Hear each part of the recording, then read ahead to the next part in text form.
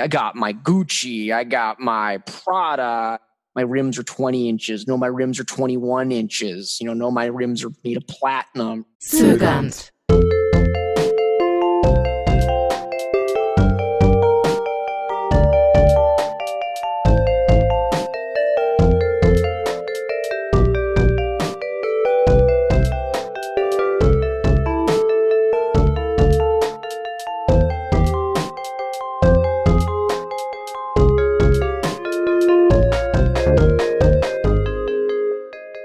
De gustibus non disputandum est.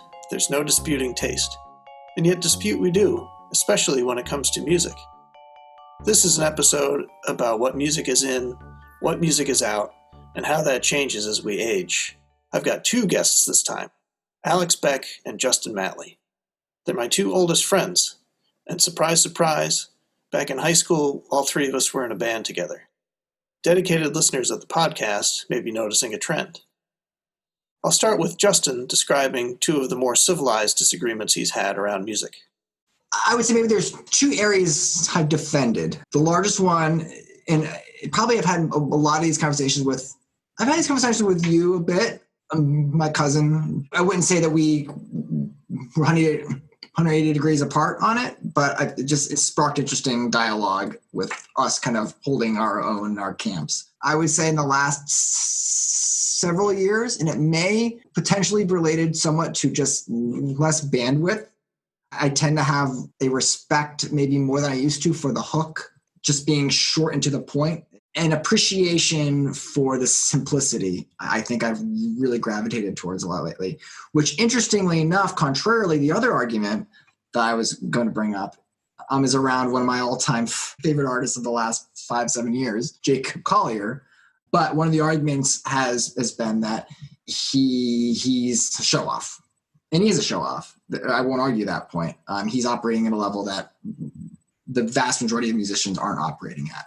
It's Mozart level in terms of his ability to see something and hear something ahead of time, perfect pitch, and his sense of harmony is what jumps out the fastest with him. In melodies where he's probably lacked more so, but he's improving in that front, I feel like. But he's a show-off. And when he was younger, and seeing a person so young and clean-shaven, just playing all these instruments and playing and doing these complicated arrangements was always his MO.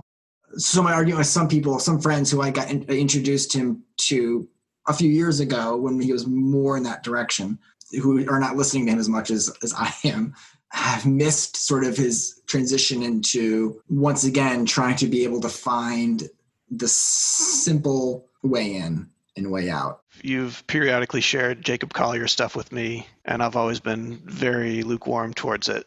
I'm finally just now beginning to wonder about why that is, because in a lot of music that I'm drawn to, I go for the unusual, the novel idea, and he's nothing but that. But yeah, I guess there's the element of being a bit of a show-off. I don't have a lot of patience for when I feel like somebody's being self-indulgent. I'm picturing some video of he was at an outdoor festival or something, and he was playing all the instruments on the stage and looping and moving from bass to keyboard to drums. And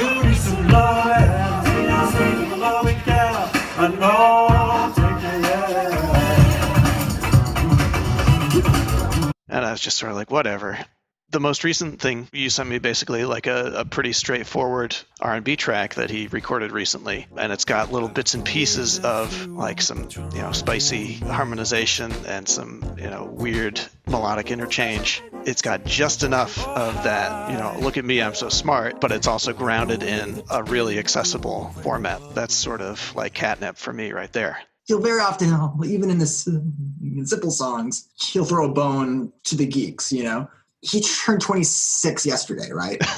So to his defense, there's like a certain level of life maturity, I think, that comes in. He knows his audience more, and he knows his audience is growing beyond the music nerds. Somebody years ago organized a concert, local bands, and the premise was pick a song that you hate and cover it. I was having a real hard time thinking of songs I hate. There are certainly a lot that I'm sort of like, whatever, who cares? This isn't an interesting song. But there aren't any that like evoke that strong negativity in me these days. There's always there's always an argument of like what's good and what's bad music, right? And here, like, I think most people, like in our circles, would say like country music. Country music is like the one music where like I refuse to listen to. But then it's like, but country music is the most popular music in the country by far. I've asked the question, what is the music you avoid of my other guests so far? And both of them said country. I think the best example and the worst music in the world right now is kind of like pop country. I avoid country music at all costs. And then they hasten to add, it's modern country rather than country music in general. It's like really super overprocessed pop music that still pretends it's down home because it will have like a lap steel solo in the middle. But like everything else about it, it's just like a Pepsi commercial. It's just a product. We're not talking about Hank Williams and Dolly Parton. Right. We're talking about Kenny Chesney and sure. Whoever else is making it today. Yeah, I mean, but I think a good, like, interesting case in that genre is like a Brad Paisley, because sure, he does songs like that, like Girls in Pickup Trucks and stuff, but he is a rip-roaring guitar player, and he's a great songwriter. I think ultimately what defines good and bad is ultimately based on two things. I think one is obvious and one is perhaps less obvious. One is your life experience, who you hang out with, where you live, what you've done, your family experience, your growing up, your family's income. I mean, all that stuff is going to shape your interest in music one way or the other. I think people either lean in on their experience or run away from their experience. And I think the other is ultimately like what you use music for. Some people want to listen to it to analyze it. Some people want to listen to it to escape something. Some people want to listen to it to reinforce their own opinions. And some people listen to it to challenge their own opinions. Some people aren't seeking out an intellectual experience with music, Yes. That's something that I think musicians can lose sight of when they are talking amongst themselves about music. What are some of your musical guilty pleasures? Some pop artists. It's usually not related to an artist versus kind of like a song, maybe. Like I think like Taylor Swift's Shake It Off is a great pop song. Mm-hmm. It's got all the elements. It has a bit of a hook, it's got that beat. Sick beat. Exactly.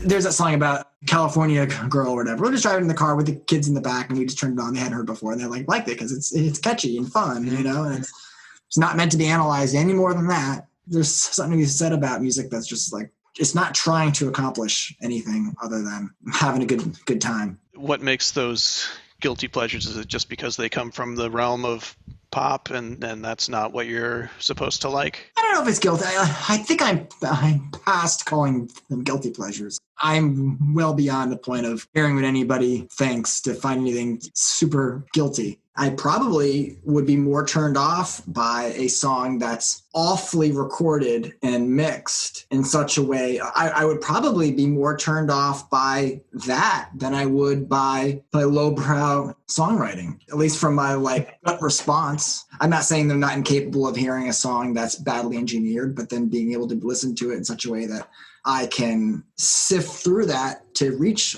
these lyrics are really well crafted or this harmonies were interesting. But it's going to take me someone probably telling me this is an amazing song. You need to sit back and listen to this, because my first inclination is going to be, this sounds awful. I'm going to turn it off. So the quality of the recording is the very first thing that you perceive. I don't know if it's the first thing always, but it's certainly up there. When I first hear something, it's on my initial response. The quality of the sonic elements of the song are certainly way up there. Okay. It's taken up a lot of your mental real estate as you're listening. Yeah. But I think in a way that's true for everybody. When you're listening to pop music, do you pay attention to the words or do you just listen to the sounds? The lyrics will probably be the last thing to draw me in. And that's not because I think they're less important. In terms of how my brain is hearing it, that tends to be the lower on the list. And I think a lot of that has to do with how I write music. And again, I don't write a lot of music, but whenever I write music, it's the same way. The lyrics are always the last thing. Do you think that became your writing process because of the kind of order in which you perceive music? Maybe.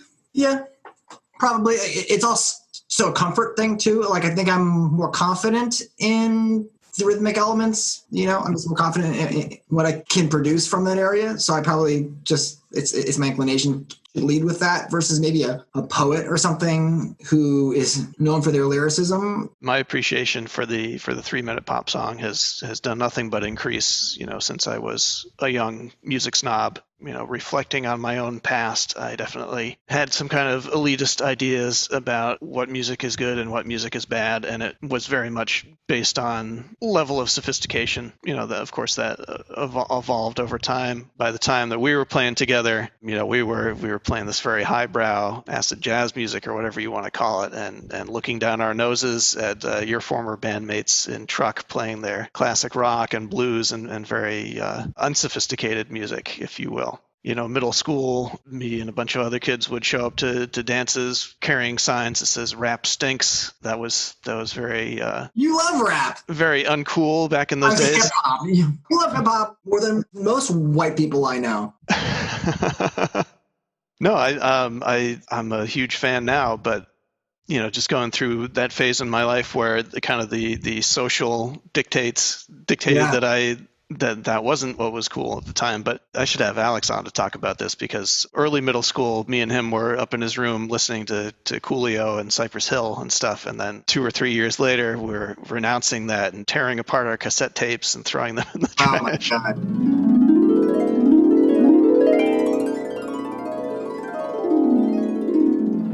Yeah, because I remember I heard Cypress Hill first from one of my friends from elementary school had copied the tape from me. It was even more of just a novelty of, oh my goodness, they're swearing. Like that shock value. Well, you brought up the other day, hits from the bong. We had no idea of what a bong was, what taking hits from the bong meant. We figured it out later on in life, but but years later. Yeah. At the tender young age of 11, 12, we were still blissfully ignorant. I was really drawn to the sample that they were using. Right, Son of a Preacher Man, the sample.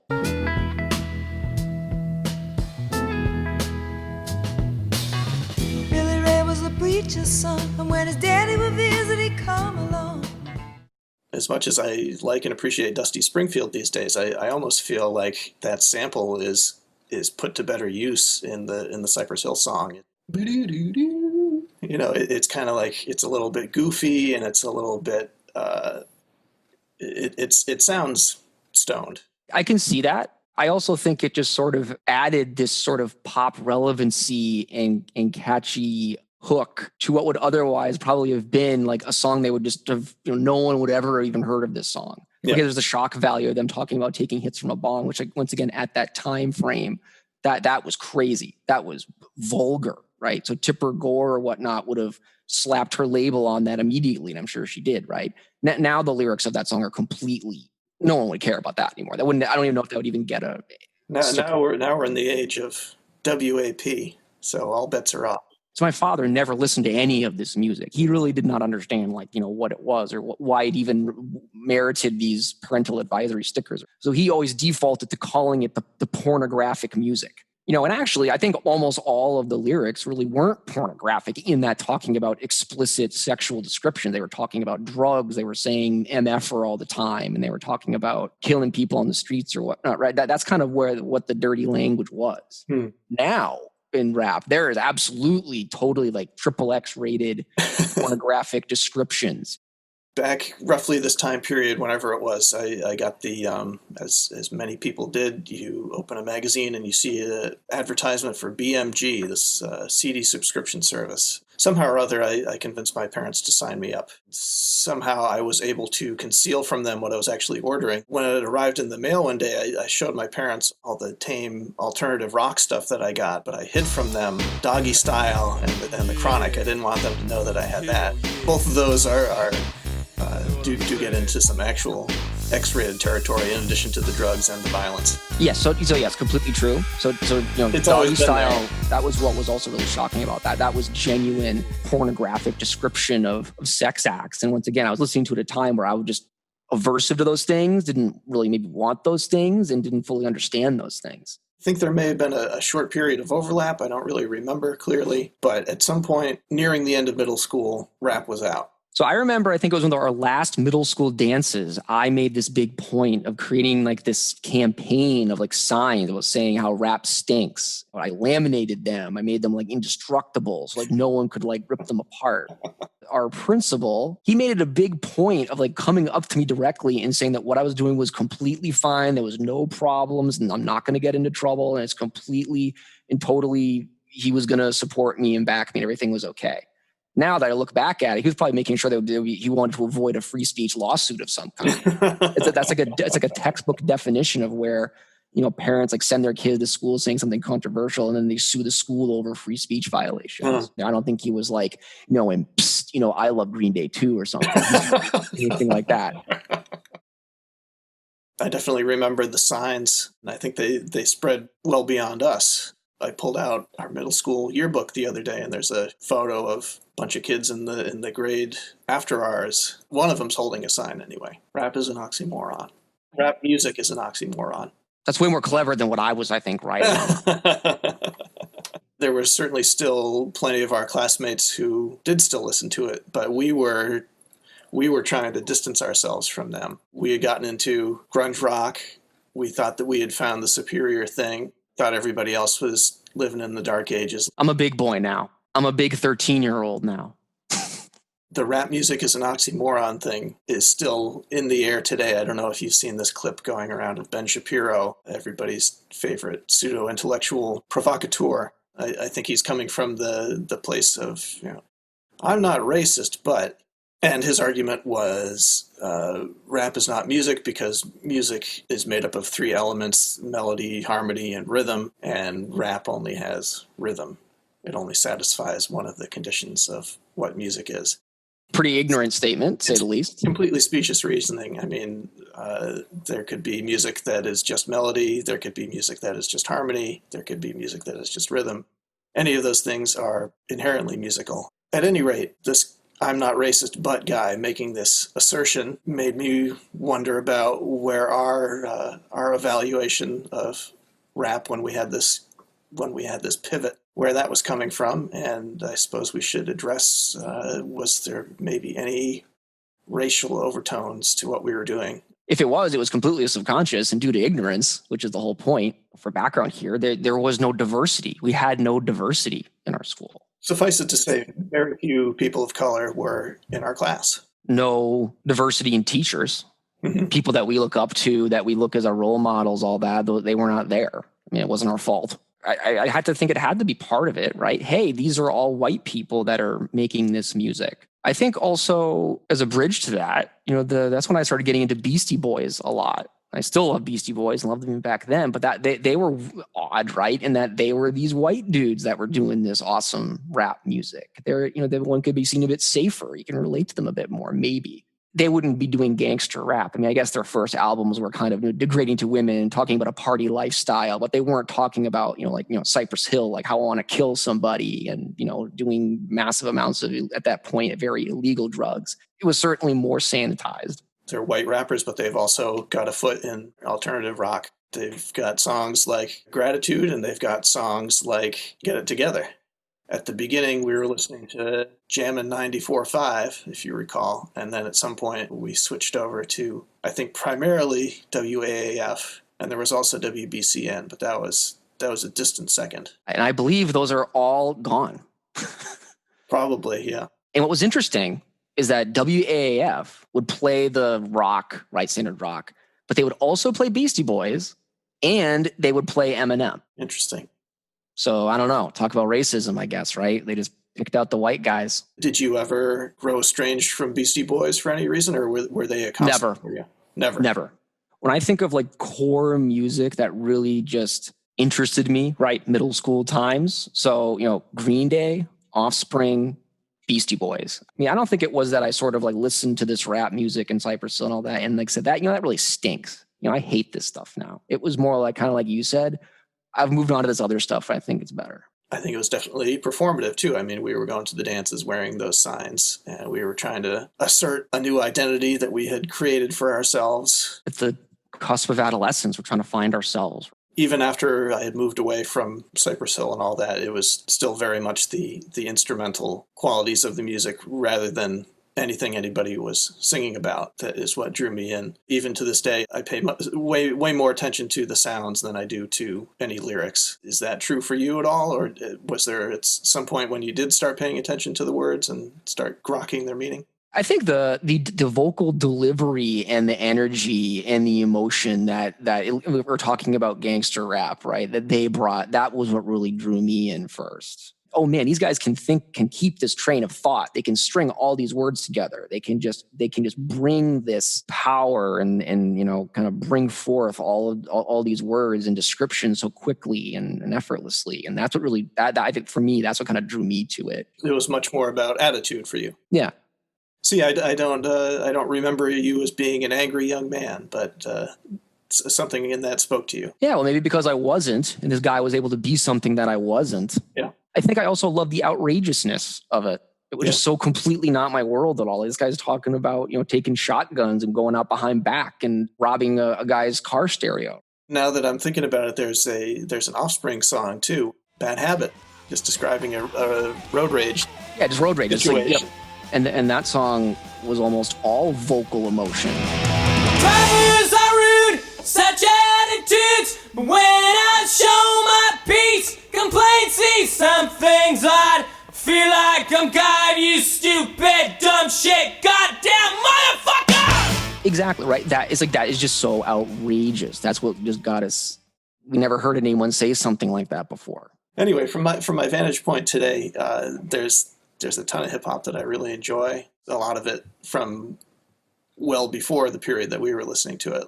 Pretty much just singing about partying and being up on stage and how their rapping skills are so much better than everybody else's rapping skills. There's a lot of throwing hands in the air. Yeah, a lot of just good-natured fun. And then darker strains began to infiltrate. I think it's more of a modern thing. Like, rap is about being boastful and saying my rapping is better than yours or whatnot, right? But then I think there was it's kind of like with country kind of became pop. Pop country. Modern country. I think rap then kind of became more pop. And then literally the raps I thought would just be like, Cash Money Millionaires. They would simply just be rapping like a catalog of merchandise. It was just so nauseating. That's kind of what I really got away from.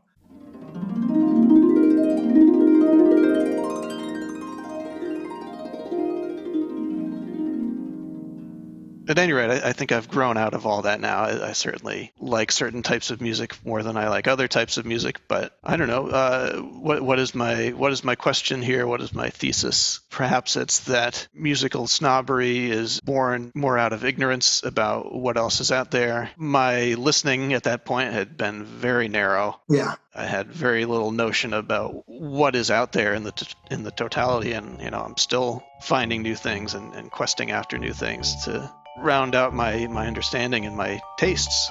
Yeah, these days I'm like, whatever it is, I want to hear it. That feels like a really good place to be. Zögernd.